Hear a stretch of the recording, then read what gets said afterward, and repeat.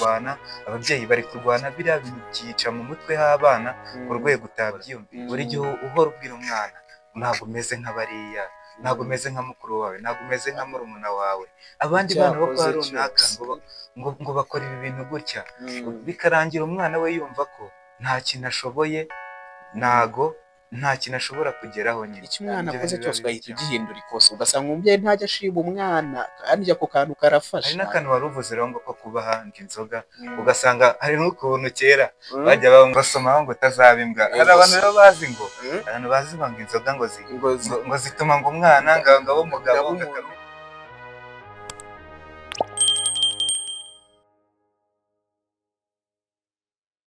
Babyeyi namwe mwitegura kuba mwagira abana, ndabasuhuje. Kuri uyu munsi rero twabazaniye agashya. Kuri uyu munsi tugiye kuvuga ku bintu 5 ushobora kuba wakorera umwana nyuma bikazamugiraho ingaruka. Hano kuri David Empire nibyo tugiye kuba twabagezaho kuri uyu munsi. Ikintu cya mbere, ariko mbere yuko dutangira ku kintu cya mbere, hano sindi njyenyine, njyewe nk'uko mubizi ni David, nkaba ndi kumwe na The Psychologist Oliver. Kuri uyu munsi rero ikintu cya mbere ushobora kuba wakorera umwana kikazamugiraho ingaruka mu gihe kizaza ni ukumukanira. Ibyo ngibyo nka The Psychologist Oliver wabidusobanurira gute? Hari ukuntu hari icyo bita freedom, hari ukuntu umwana umubuza freedom kuba yakwisanzura. Icyo gihe umwana akura n'ubundi niyo abaye umuntu mukuru, ashobora no kujya agucika amahirwe abonye akayabyaza umusaruro, nyamara waranze kumuha ubwisanzure bwiwe. Nanone iyo umwana akuze biramwafegita bimugiraho ingaruka, akajya yumva nawe abana biwe ariko azabarera, akumva yuko aribwo buryo bwiza, ndetse na rimwe akaba ari wa muntu uhora uri strict ugendera ku mategeko cyane, kandi rimwe na rimwe mu kurera ibyo bintu ntabwo buri gihe bikora, bigatuma nanone azaba ari wa muntu uhora ufite umushiha, wumva adafite nyine ubwisanzure, yego bityo akaba yabubuza n'abana be cyangwa se n'ahari nawe bikamugiraho iki kibazo. Urakoze cyane. Muri makeya ubwo yaba ari ukumubuza kwigenga. Reka tujye ku cya kabiri. Icya kabiri ni guhora umuhana, kumwereka yuko ari we ufite amakosa. Icyo ngicyo cyo wakidusobanurira gute? Guhora uhana umwana, uhora umwereka yuko ari we ufite amakosa, icyo ngicyo nacyo kikaba kimugiraho ingaruka mu gihe kizaza. Icyo ngicyo cyo wagihuza gute n'ibiba biri hano hanze n'uburyo byamugiraho ingaruka mu gihe kizaza uwo mwana? Ni ukuvuga ngo guhora uhana umwana bishobora, usibye nuko hari uburyo ababyeyi bahana abana, kumva ko umwana kumuhana ari ukumukubita, ari ukumubwira amagambo mabi. Ibyo bintu biramukomeretsa, bigatuma akura nyine yumva nta cyizere yifitiye, akajya yumva ko nta kintu kizima we yakora, akajya yumva ahora atekereza ko agomba kudipendinga ku bandi, nta kindi kintu nyine we yakwigezaho yakora, akumva ko wewe nta kintu ashoboye, nta kintu kizima yakora. Buri gihe uhora ubwira umwana ntabwo umeze nka bariya, ntabwo umeze nka mukuru wawe, ntabwo umeze nka murumuna wawe, abandi bana bo kwa runaka ngo bakora ibi bintu gutya, bikarangira umwana we yumva ko nta kintu ashoboye, nta kintu ashobora kugeraho nyine. Ibyo bintu biba bibi cyane, ukamwereka yuko ari uhora mu makosa nyine atajya akora ibintu bizima. Ibyo bintu ni bibi cyane, ababyeyi bagomba kubyirinda. Hagati aho ngaho si ibyo ngibyo gusa, ikindi kintu cya gatatu ushobora kuba ukora cyangwa se ukorera umwana ugasanga kimugizeho ingaruka, ni ukuba wakoresha nk'ibiyobyabwenge mu muryango. Ugasanga bakoresha ibiyobyabwenge, si nk'ibyo gusa, ni nk'inzoga. Ugasanga nk'umuryango w'inzoga uhise uha umwana inzoga atarakura. Nanone buriya kunywa inzoga ntabwo ari bibi, kunywa inzoga ni ibintu byiza, simva ngo ni byiza. Ubundi muri filozofi hari akantu ngo bavuga ngo buri wese abona ibintu ko ari byiza ku ruhande rwiwe. Hari ababona ko ari byiza ku ruhande rwabo, hari ababona ko ari bibi ku ruhande rwabo. Gusa jyewe mbona ntabwo ari bibi, ahubwo ikibi ni ukurenza urugero, kugeza aho noneho mukora ibintu bibi bitewe n'izo nzoga mu muryango. Ugasanga abantu bari kurwana, ababyeyi bari kurwana, biriya bintu byica mu mutwe h'abana ku rwego utabyiyumvisha.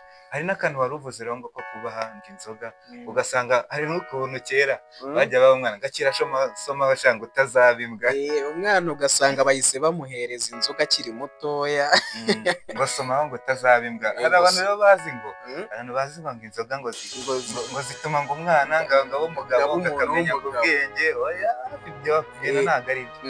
Ugasanga rwose bari kumwe ati akira somaho ngo utazaba imbwa. Ibyo ngibyo nabyo rero ni nk'ibintu bishobora kuba uko umuha inzoga, ndagira ngo wenda mwe n'abadukurikiye ni ubwonko bwe bubimenyera, nyamara no mu gihe kizaza ugasanga izo nzoga zishobora kuba zamugira conditioned cyangwa se akazigira akamenyero, nawe agakura yumva yuko kunywa inzoga nta kibazo byaba biteye.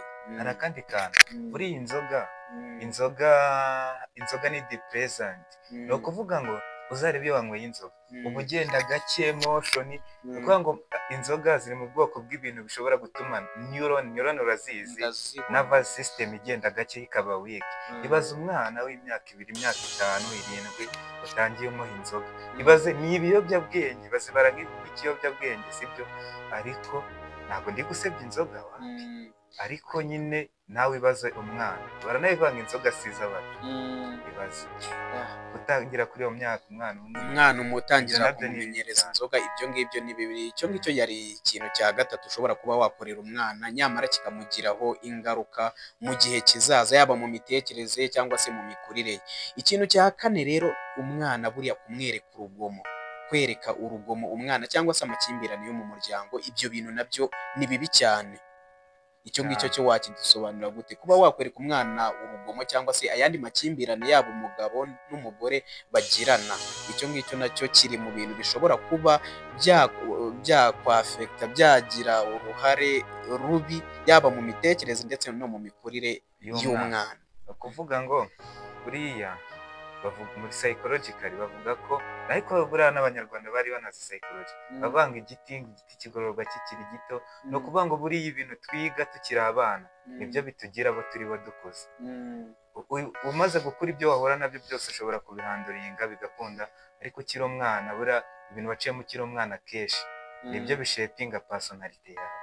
Kuvuga ngo nimba umwana umweretse urugomo agakura azi ngo ibintu byose bikemurwa no kurwana na aggressiveness. Ni ukuvuga ngo byanze bikunze nawe ni uko nyine azajya bikemura, ahita yumva ko ari bwo buryo bizajya bikora. Yumva ko ewana nimba hagize ikintu kiba kirakemurwa na aggressive n'urugomo, no gukubita, no gutuka, no kubwira umuntu nabi. Uwo mwana iyo umureze uko nguko nawe niko akura.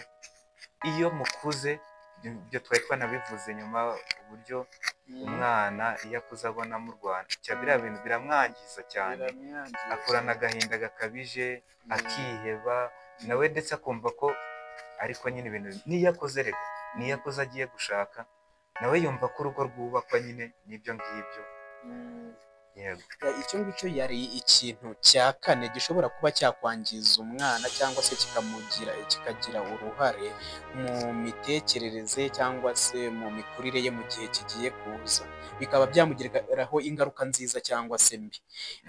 Icya gatanu rero twahita tuvuga ni ukwereka umwana urukundo cyangwa se ntunamwiteho, kuba wamwereka umwana utamwitaho muri makeya.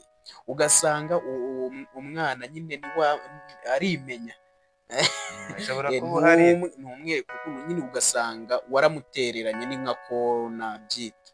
Yego, ushobora kuba uri umubyeyi uba uhari mu rugo, ariko ugasanga ntushobora guhobera umwana wawe, ntushobora kumusekera. Araza urashaka mama cyangwa papa ndashaka iki, bamuhereza.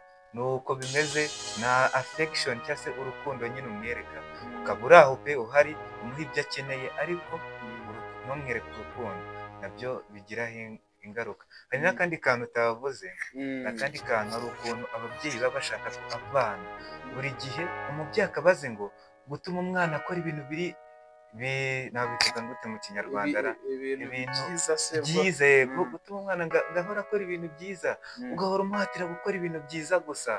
Uwo mwana hari igihe akura, kandi akenshi bikunda kuba akaba ari wa muntu utinya gutsindwa. Umwana ugasanga afite ubwoba bwo gukora ikintu avuga ati ndaza gutsindwa, cyangwa se yanakora ikintu agatsindwa akabifata nk'igikuba cyacitse akumva ibintu byakaze. ibyo ngibyo twahita tubishyira hahandi twavuze ati amakosa, kwereka umwana ko ahora mu makosa. Yego. icyo umwana akoze cyose ugahita ugihindura ikosa, ugasanga umubyeyi ntajya ashima umwana kandi ako kantu karafasha, ugasanga umwana ntabwo ujya ufata n'umwanya nibura umubwira ati wakoze neza, ukahita uhora wiyumvisha yuko uwo mwana ahora mu makosa, icyo yakoze cyose ngo ni amakosa, nyine nta kintu kizima muri make yajya akora.